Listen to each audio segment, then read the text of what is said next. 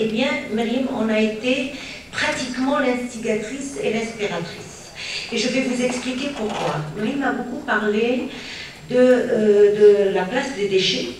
La place des déchets dans la pollution, notamment des émissions de gaz à effet de serre, la pollution des nappes, la prolifération des rongeurs, des conditions sanitaires déplorables, des multiplications des décharges sauvages, etc. etc.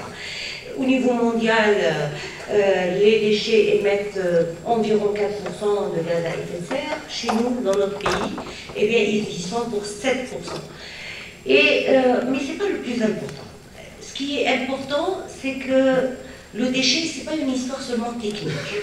C'est une histoire sociale, c'est une histoire technique, c'est beaucoup de politique, et c'est une histoire économique. Et quand vous réunissez tous ces intervenants dans le secteur des déchets, eh bien vous avez des fois des équations insolubles. Heureusement, nous avons, avec la participation du secteur privé et avec la contribution de la CGM, avec également la contribution du ministère du Commerce et de l'Industrie qui a adhéré, avec beaucoup de travail avec les différents opérateurs économiques et avec également les représentations du secteur informel et des coopératives, nous avons pu passer le cap au Maroc. Quand je suis arrivée au ministère de l'Environnement, et permettez-moi de corriger le titre avant que je parte, parce que je pense que dans quelques jours, je ne serai plus la ministre chargée de l'Environnement. Au fait, c'est un poste de ministre délégué pour les mines, l'eau, l'énergie, etc., mais chargé de l'Environnement, monsieur le ministre. Bonjour. Et donc, je suis la ministre chargée de l'Environnement, bon, c'est la fin, mais je corrige quand même le titre. Bien, donc avec tous ces opérateurs, il fallait trouver un équilibre. Quand on est arrivé au ministère de l'Environnement, il y a 3 ans, on avait 220 décharges sauvages.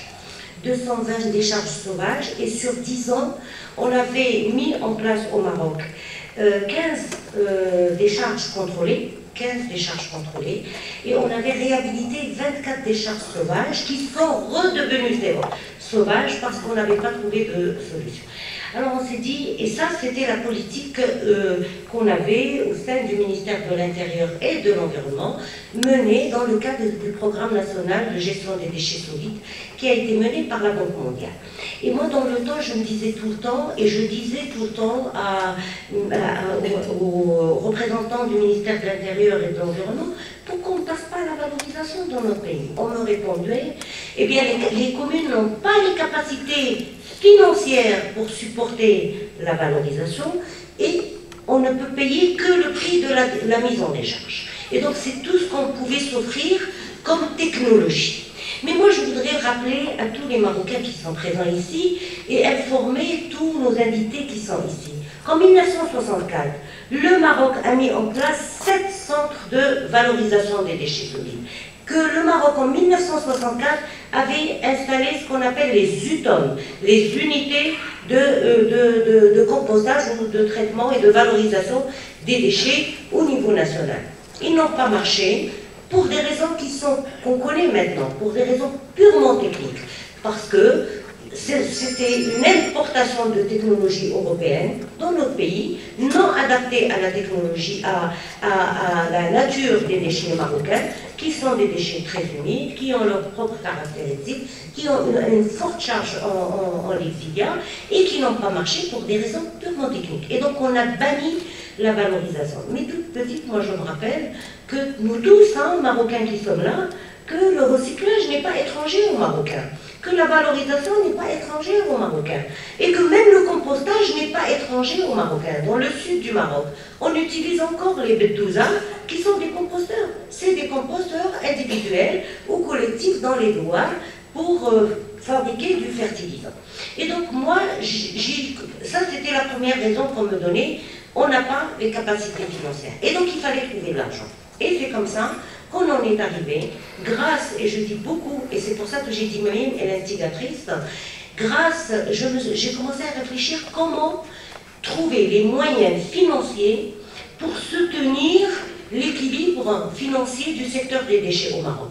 Comment peut-on réfléchir dans un pays comme le nôtre, qui n'a pas les moyens, et là je m'adresse aussi aux pays africains, comment peut-on trouver les ressources financières pour asseoir l'équilibre au niveau de notre pays et supporter, soutenir le développement des filières de valorisation.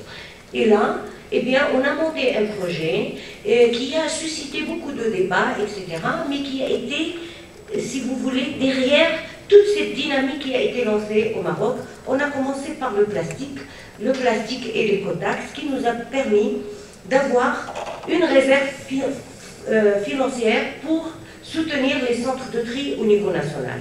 Donc on a mis en place en 2 années l'étude de 18 centres de tri au niveau national, sachant que tout le recyclage ou toute la redistribution des fonds qui viennent du recyclage et du plastique vont aller vers les unités de plasturgie au niveau national pour dynamiser toute la chaîne de valeur.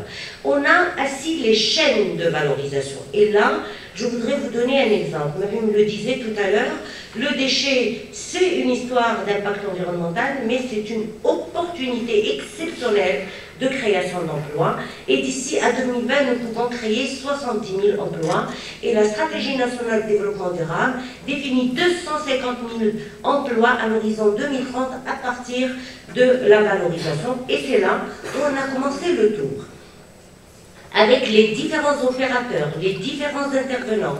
On a commencé par tous les types de déchets, aussi bien domestiques qu'industriels non dangereux, qu'industriels dangereux. La batterie, par exemple, les huiles usagées industrielles dangereux, les huiles usagées domestiques, le papier, le carton, le plastique, l'électronique, etc. Et donc, on a commencé à asseoir ces chaînes de valeur et à discuter avec les opérateurs.